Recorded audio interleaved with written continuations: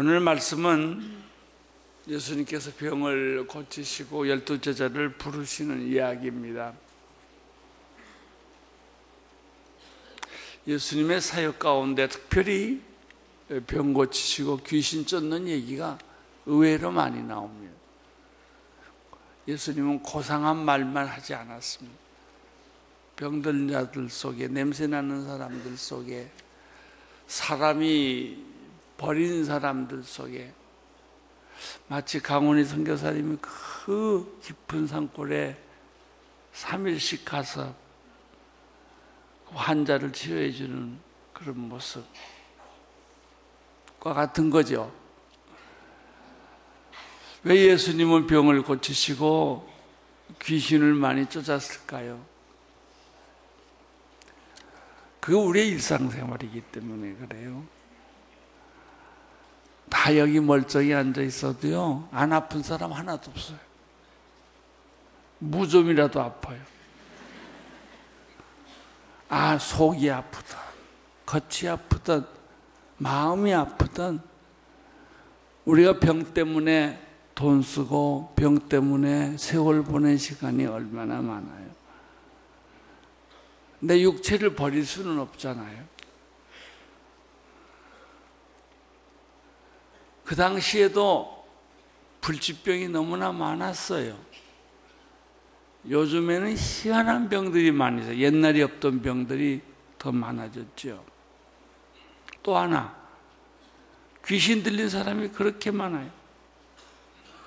그래서 그 귀신 들렸다고 모르는 거예요. 자기도 모르고 자기는 아주 멀쩡하다고 생각하는 거예요. 근데 보면 내가 뭔가 씌었지, 그 말이 맞아요. 이상한 말을 하고 화를 내고 그리고 잠을 못 자고 그런 사람들이 현대인 가운데 너무나 많은 거죠. 어떻게 해결할 줄을 몰라요. 수면제 먹는다고 불면증이 다 해결되면 왜 안 먹겠어요? 아무리 먹어도 잠이 안 오지요. 근심 걱정 많죠. 속으로 울고 있죠. 말도 못해요. 자식들에게도 못하고 부부 사이에도 말을 못할 때가 많아요. 사실 우리는 중병을 앓고 있어요. 그게 인생이 가지고 있는 일반적인 현상이에요. 예수님은 그걸 아셨어요. 사람을 만나면 병든 자를 고쳐주시고 귀신 들린 자를 쫓아주셨어요.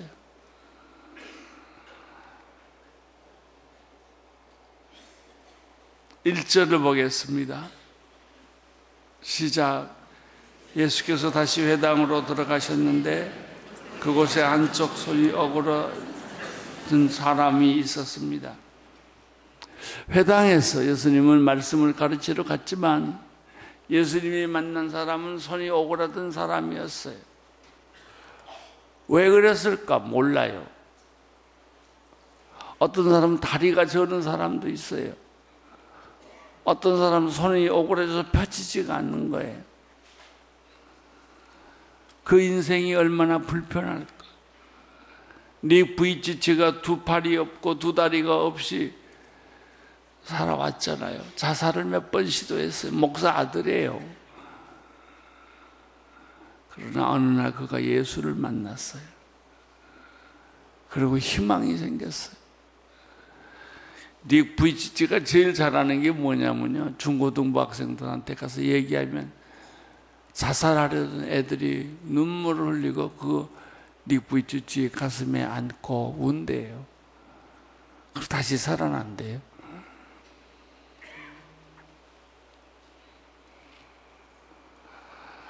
예수님은 그 손을 오그라든 사람을 회당에서 만났어요. 그리고 예수님의 마음에는 고쳐주고 싶은 마음이 있었겠죠. 당장 고쳐주고 싶겠죠. 바로 바로 그날이 유감스럽게도 안식일이었어요. 전통적으로 하나님을 믿는 사람, 교리적으로 하나님을 믿는 사람, 또 구약 율법으로 하나님을 문자대로 믿는 사람들은 예수님을 고발할 구실이 생긴 거예요. 예수님이 병 고치나 안 고치나, 안식일을 범하나 안 범하나를 보고 있는 거예요. 참 사람은 어느 사건을 볼 때 관심이 다 달라요. 예수님의 관심은 그 병든 사람이었어요. 저 사람이 얼마나 고생했을까, 얼마나 마음이 아팠을까, 얼마나 마음이 가난할까를 보고 있었고, 이 바리새파 사람들이나 율법주의자들은 예수님이 안식일날 병 고치나 안 고치나 그걸 보고 있었어요. 여러분, 대한민국에 수많은 사람이 살고 있는데 보는 관점이 다 달라요. 한쪽은 우파로 보고 한쪽은 좌파로 보고.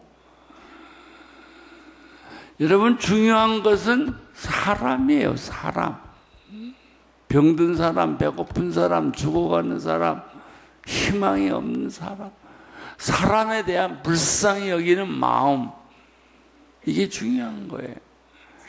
그 사람이 어느 당파에 있느냐, 그 사람이 어떤 생각을 하느냐, 이런 게 중요하지 않아요. 어저께 저녁에 탈북자들을 위한 프로그램을 CGN에서 했어요. 끝까지 다 보면서 남과 북이 이렇게 다를까? 같은 대한민국 사람인데 탈북자들이 한국에 와서 느끼는 것은 배고픈 거 먹고 난 다음에 같은 생각이 안 된다는 거예요.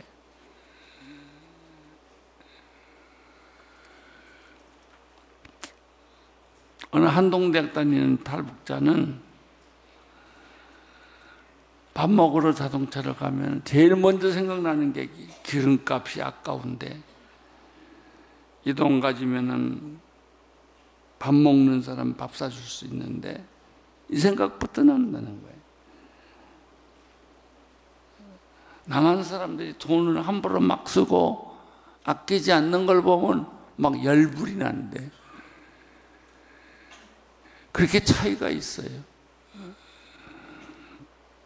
우리는 돈을 아끼거나 저축하는 마음이 없어요. 왜? 고생을 안 했기 때문에. 남북만 있지 우리들의 마음은 천리말리 멀어져 있어요. 우리는 북한 사람 절대 이해 못해요. 북한 사람, 남한 사람 절대 이해하지 못해요. 그리고 우리가 부르는 노래는 통일이에요.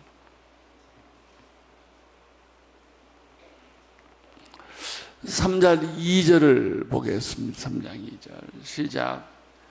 몇몇 사람들이 혹시 예수께서 안식일에 그 사람을 고치시나 않을까 하며 예수를 고소할 구실을 찾으려고 가까이에서 지켜보고 있었다. 분명히 이 사람들은 손 오그라진 사람의 얼굴 표정은 안 봤을 거예요. 예수님은 사람들의 마음을 읽었어요. 그리고 손이 오그라진 사람들을 향하여 이렇게 말했습니다. 일어나 앞으로 나오시오. 본인도 주변에서 예수를 비평하려는 사람들도 다 놀랬겠죠. 예수님은 이 병든 자를 고쳐줌과 동시에 사람들의 위선의 옷을 벗기기를 원했어요. 여러분, 우리가 왜 잘못 보는지 아세요? 잘못 생각하고 위선의 옷을 입고 있어서 그래요. 지식이라든지 전통이라든지 위선이라든지 이게 사람들이 제일 싫어하는 게요, 부끄러움이에요. 나를 어떻게 볼까? 사람들이 나를 뭐라고 말할까? 이런 거죠. 내 중심에 진실은 감추어져 있어요. 4절을 보세요. 시작. 그리고 예수께서 그들에게 물으셨습니다. 안식일에 무슨 일을 하는 것이 옳겠느냐? 선한 일이냐? 악한 일이냐? 생명을 구하는 것이냐? 죽이는 것이냐? 그러자 그들은 말없이 잠잠게 있었다. 예수님은 질문했어요. 안식일이 뭐냐? 무슨 뜻이냐? 선한 일을 하는 게 안식일이냐? 악한 일을 하는 게 안식일이냐? 사람을 구하는 것이 안식일이냐? 사람을 죽이는 것이 안식일이냐? 의외의 질문이에요. 사람들은 침묵했어요. 5절 보세요. 시작. 예수께서 노하셔서 그들을 들러보시고 그들의 마음이 완악한 것을 마음 깊이 슬퍼하시며 그 사람에게 말씀하셨습니다. 손을 펴보아라. 그가 손을 쭉 내밀자 그 손이 완전히 회복되었습니다. 이런 사람들의 모습, 위선의 껍질을 뒤집어 쓰고 잘난 척하는 사람들, 속에는 불의가 가득 차면서 말은 정의롭게 하는 사람들, 말 많은 사람은 조심해야 돼. 소리 지르는 사람들, 불의하다고 말하는 사람들, 자기는 더 불의해요. 위선이에요. 목사나 교인들만 위선을 떠는 게 아니고요. 모든 인간은 위선의 껍질을 뒤집어 쓰고 있어요.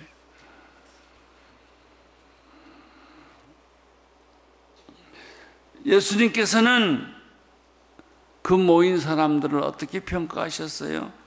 그들을 보고 노하셨다고 그랬어요. 그들의 마음의 완악함을 보셨다고 했어요. 그들을 보고 마음이 슬펐다고 그랬어요.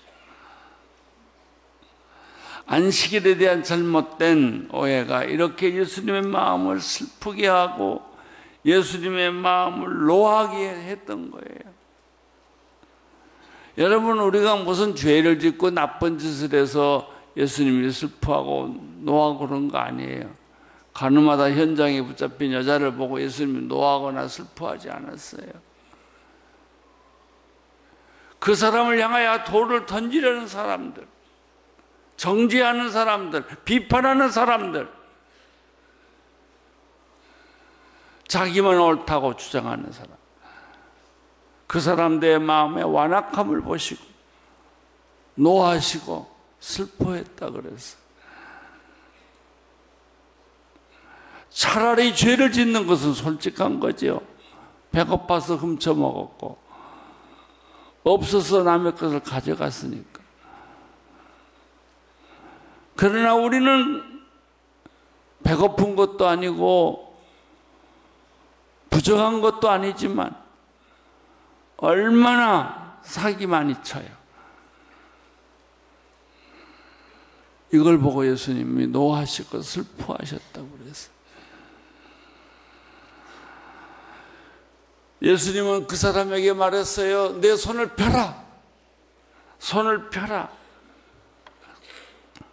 그러자 이 사람이 즉시 손을 내미니까 손이 펴졌어요. 이거 간단한 얘기인데 여기에 아주 중요한 또 우리가 배워야 할 메시지가 있어요. 예수님께서 오그라진 손을 가지고 펴라. 그러니까 이 남자가 몸부림쳤어요. 소리 질렀어요. 막 어떤 이상한 걸 했어요? 안 했어요. 그냥 손을 폈어요. 왜? 펴려니까. 그것이 믿음이에요. 믿음은 이렇게 단순한 거예요.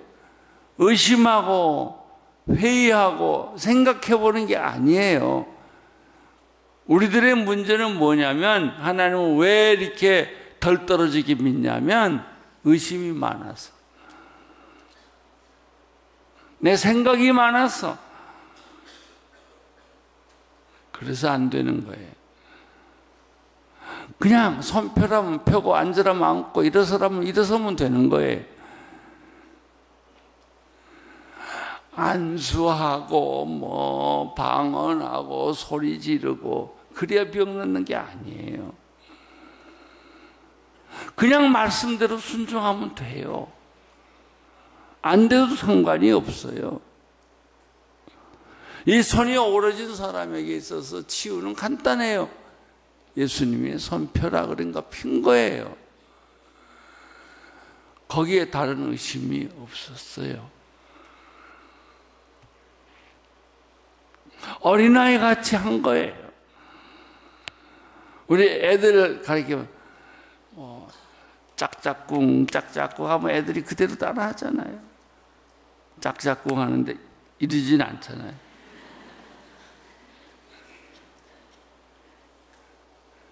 저 사람이 나한테 해를 끼치려고 그런데 애들은 그런 생각 없어요. 높이 책상에 올라가는 애한테 뛰어내려 뛰어내려. 만약에 그 아이가 내가 뛰어내려는데 저 엄마가 싹 옆으로 피하면 나는 어떻게 되나? 그런 생각 안 해요. 아무 무서움도 두려움 없이 뛰어내려요. 엄마 품에. 그게 어린아이예요. 우리의 믿음이 너무 스포일돼 있어요.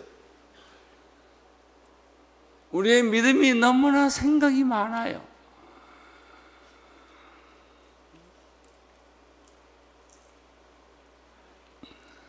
사랑하는 성도 여러분, 손 펴라고 그러면 피우고 눈 뜨라고 그러면 뜨고 걸으라고 그러면 걸으세요. 따지지 마세요. 의심하지 마세요.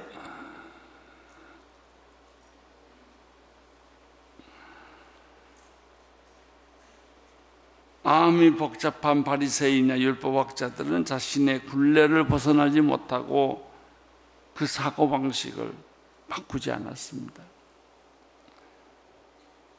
저는 어저께 투석하면서 한 분이 나를 찾아왔어요. 아주 존경받는 연예계에 계시는 분인데 제가 오랫동안 전도하려고 그렇게 애를 썼어요. 안 돼요. 믿을 듯 하면서 안 믿고 은혜 받을 듯 하면 도망가고, 그리고 몇 개월 동안 서로 못 만났어요. 미국으로 가셔서. 근데 그분도 치료받으러 병원에 왔다가 내가 있다는 말을 듣고 그냥 뛰어왔어요. 오자마자 그냥 눈물을 펑펑 쏟는 거예요. 내가 너무 놀랐어요. 저는 아직도 그 사람의 생각으로 꽉 차 있어요. 자기의 현실을 생각하며 통곡하고 싶을 만큼 눈물이 있어요. 그런데 그분이 예수님을 만났어요. 성령 체험했어요. 그 입술에는 찬송이 계속 나와요. 입만 열면 전도하고 싶어요. 목사님, 내가 미쳤나 봐요.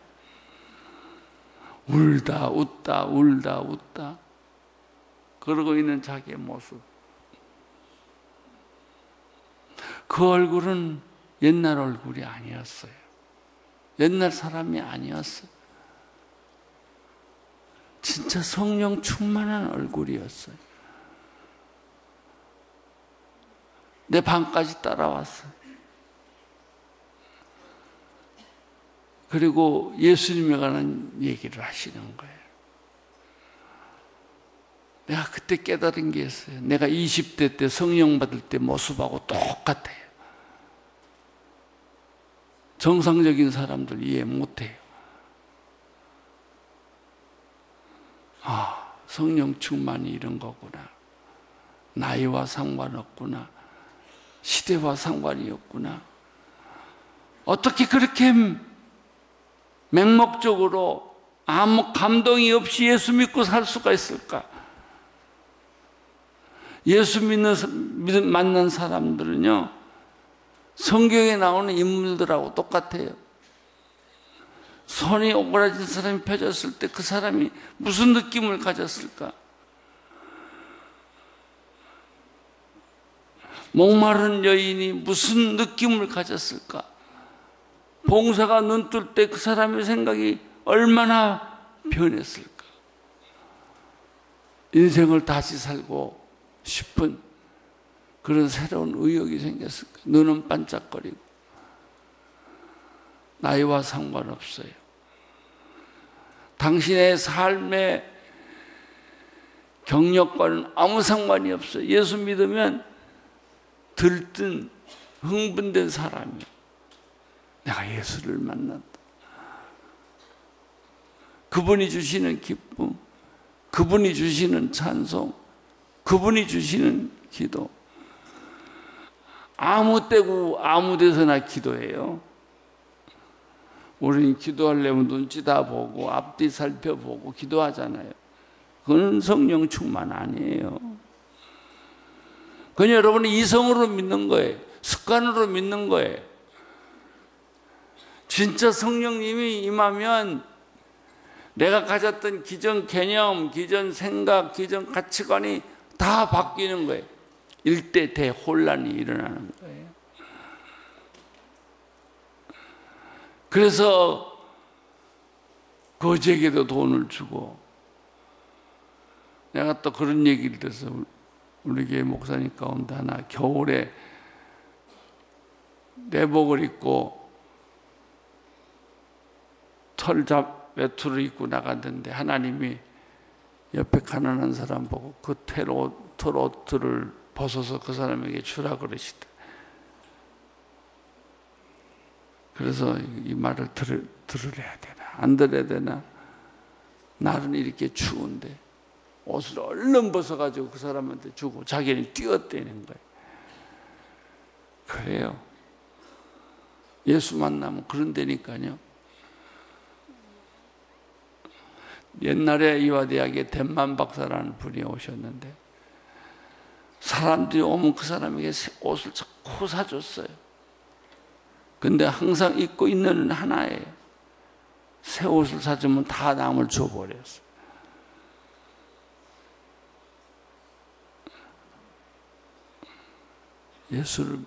예수 만나면 그런 데니까요. 성령 체험하면 100살이 돼도 춤춰요. 예수 얘기예요. 흥분이 돼요.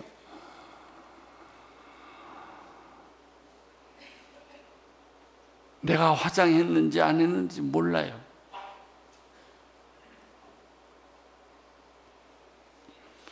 아마 이 오그라진 손을 펴진 사람이 그랬을 거예요. 아무 누구도 그 사람의 마음을 이해 못했을 거예요.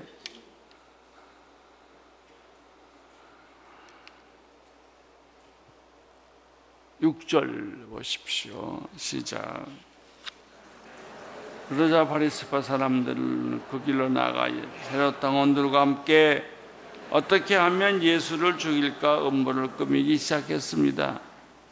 자신의 자존심과 관점을 바꾸지 않으면 진리를 죽이고 예수도 죽이는 거예요. 서서히 죽이는 거예요. 나는 여러분 마음속에 오늘 성령님이 충만하기를 바랍니다. 예수님이 충만하기를 바랍니다. 하늘의 영광이 여러분의 가슴속에서 빛나기를 바랍니다. 짧게 살아도, 병들고 살아도 그것이 있으면 산 사람이요. 아무리 건강해도, 아무리 오래 살아도 그런 예수님을 만난 성령님을 체험한 마음이 없으면 죽은 사람이에요. 예수님이 가는 곳마다 인산인해를 이루었습니다.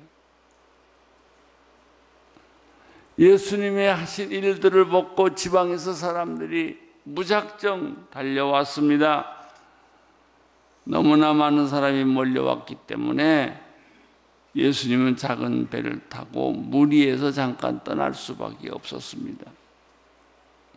온갖 병든 사람들, 귀신 들린 사람들, 귀신 들린 사람은요, 자기가 귀신 들린 걸 몰라요. 죄 짓는 사람은 자기가 죄 짓는 걸 모르듯이. 그리고 자꾸 이상한 말을 하고 이상한 행동을 하는 거예요. 자기도 모르게 말이 툭툭 튀어나오는 거예요. 그런데 성경을 마가복음을 쭉 보면 귀신들의 특징이 있어요. 예수를 빨리 알아본다는 거.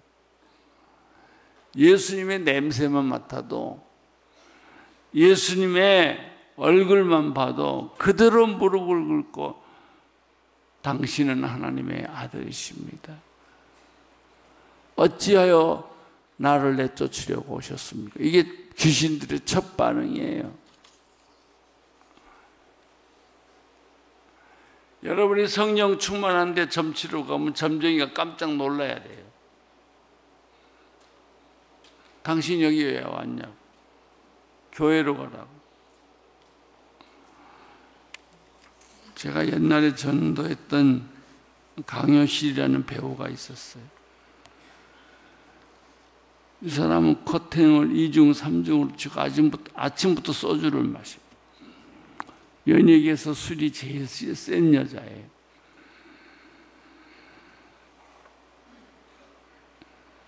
모욕탕을 갔어요.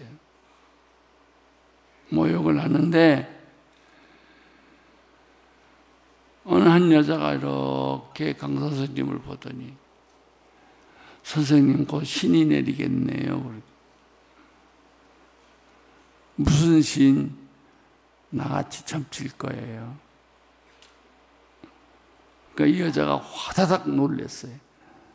이렇게 사는 것도 인생이 억울한데 내가 점상 보고 있다니 생각만 해도 끔찍한 거예요. 어떻게 하면 그 신이 안 내리냐? 교회 가라고. 당신은 교회 가야 산다고. 그래서 모욕을 못하고 후닥닥 옷을 입고 자기 후배를 찾아가서, 야, 교회 가자. 그렇게 전도해도 말 안 듣던 사람이 교회 가자. 그래서 낮에 나를 찾아왔어요. 그리고 대성통곡하기 시작했어요.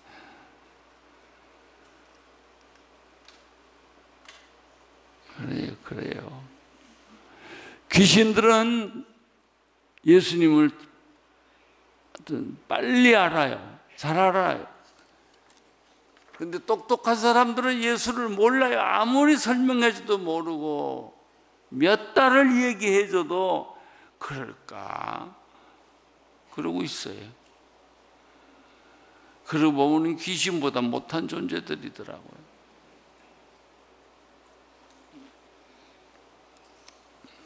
사람들은 예수를 죽이려고 음모를 꾸미기 시작했습니다. 7절부터 12절까지 시작. 예수께서 제자들을 데리고 호숫가로 물러가시자 갈릴리의 많은 사람들이 예수를 따라왔습니다. 예수께서 행하신 일을 다 듣고 유대, 예루살렘, 이두메, 요단강 건너편 두로와 시돈 지방에서 많은 사람들이 몰려왔습니다.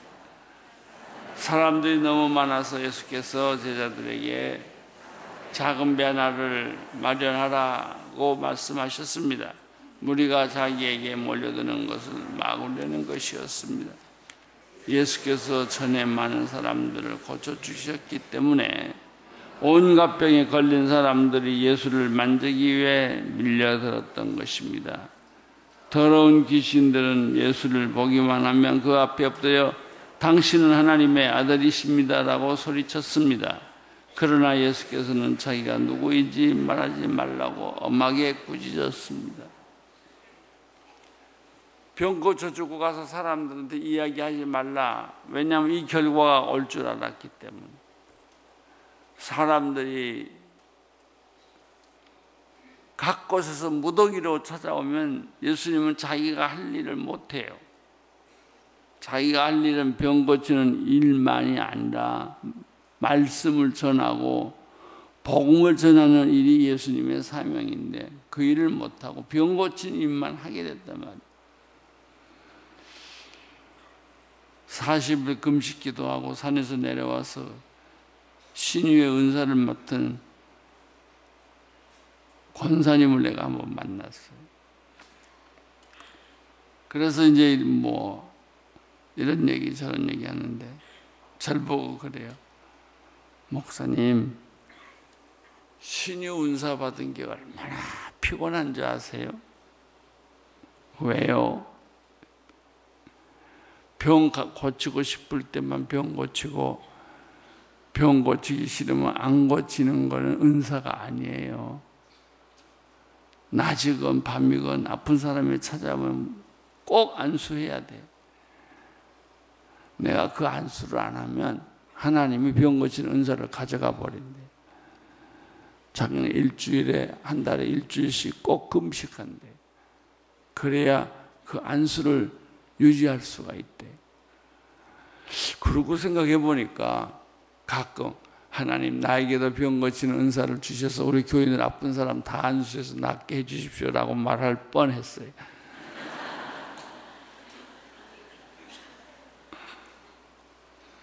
은사란 자기가 하고 싶은 데서 하고 하기 싫으면 안 하는 것은 은사 아니에요. 내가 원하건 원하지 않건 하는 거예요. 하나님의 뜻이기 때문에.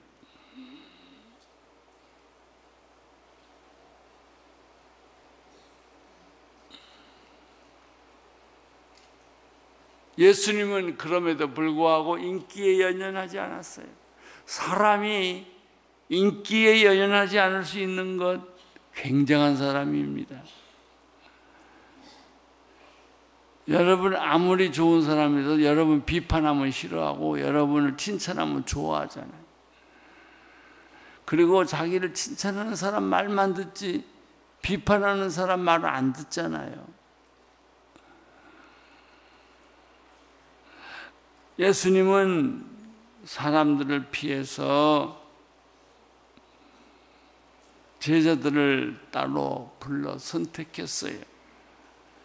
12 제자를 왜 예수님이 선택하셨는가? 이것이 온 인류를 구원하는 방법이기 때문에. 예수님이 혼자 어떻게 다 하세요? 못해요. 제자 삼아서 그들로 하여금 작은 예수를 만든 거예요. 그들로 하여금 예수님의 일을 위탁을 한 거예요. 그래서 예수님의 제자들이 제일 잘하는 게 뭐냐면 두 가지예요. 귀신 쫓고 병 고치고 전도하는 거예요. 이게 제자 훈련의 어떤 면에서는 핵심이에요. 13절부터 19절까지 읽겠어요. 시작. 예수께서 산으로 올라가셔서 원하는 사람들을 불러 모으셨습니다. 그러자 그들이 예수께서 나왔습니다. 예수께서는 10명을 따로 뽑아 이들을 사도라 부르시고 자기와 함께 있게 하셨습니다.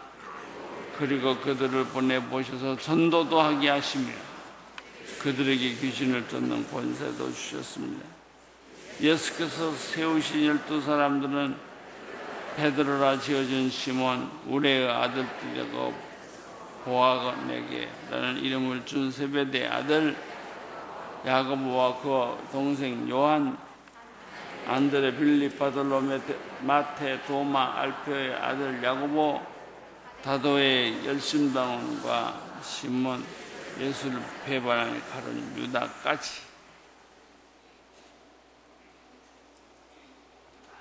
오늘 여기에 수천 명이 앉아 있어요. 수천 명을 다 제자로 삼았을까요? 아니에요. 그 중에서 하나님을 위해서 목숨을 바칠 사람을 찾았을 거예요. 가룟 유다는 자살했죠. 사도 요한은 반모섬에서 90 몇 살 때까지 살았어요. 나머지 10명은 다 살해를 당했어요. 성전 꼭대기에서 밀어내리거나, 안드레는 안드레 십자가로 X자로 죽었어요. 그게 근성의 끝이에요. 사도 바울은 감옥에서 목 베어 죽었어요. 이게 제자예요. 제가 좀 물어볼까요? 제자 되고 싶으세요? 아니요, 제자까지는 말고요.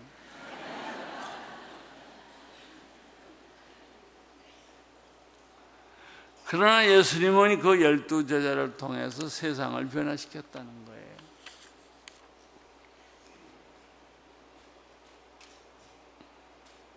나도 가끔 질문해요.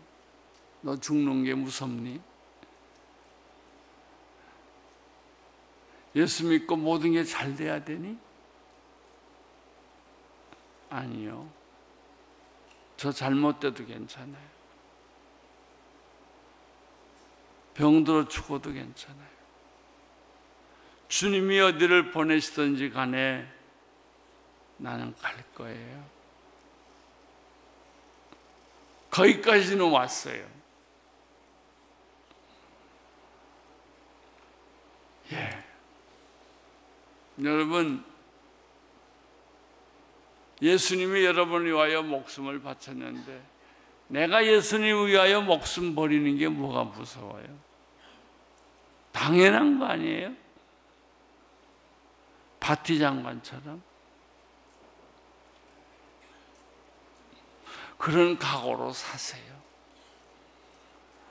예수님이 나를 건강케 하고 나를 부유하게 하고 나를 승진시키고 내 자식 잘 되고 하기 위해서만 예수 믿는 게 아니란 말이죠. 그런 생각 다 버리세요.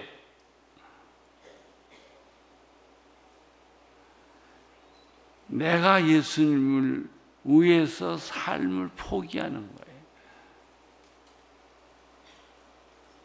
예수님의 제자들은 첫째, 성격이 다양합니다. 출신도 다양합니다. 인성도 다양합니다. 지식도 다양합니다. 직업도 다양합니다. 그런데 재미있는 것은 별로 똑똑한 학벌이 있는 사람이 없었다는 거예요. 유명한 대학과 명문학교를 안 나오셨어요. 이 사람들. 그때는 명문학교가 없었겠죠. 그러나 이 사람에게서 발견되는 공통점은 충성스러운 사람이었다는 거예요. 헌신적이고 진실한 사람이었다는 거예요. 예수님이 선택한 사람 가운데는 가룟 유다도 있었습니다.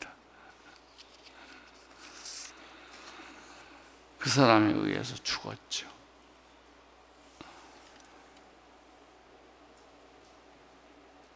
이 세상을 어떻게 변화시켰나? 제자들 때문이에요. 주여 나를 보내소서. 누가 가요? 제자들이 가는 거예요.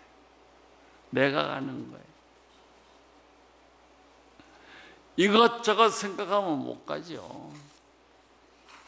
내 건강이 이런데, 내 아직 자식들 졸업도 못 시키고 결혼도 못 시켰는데 뭐 이런 거 생각하면 한 발자국도 못 움직여요.